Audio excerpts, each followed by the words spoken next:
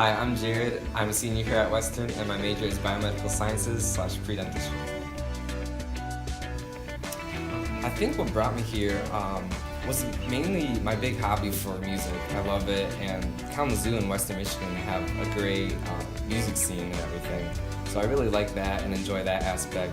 But other than that, the sciences were also a big part too, because I think it's a lot more focused than my last school.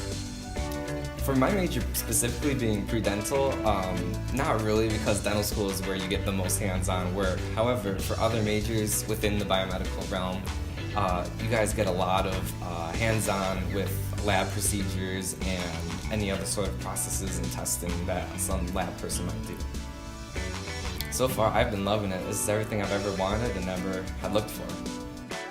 I say if you're considering transferring here, definitely double check everything and make sure it's something you really want to do. I know that was something big for me, but you won't be disappointed if you do transfer here.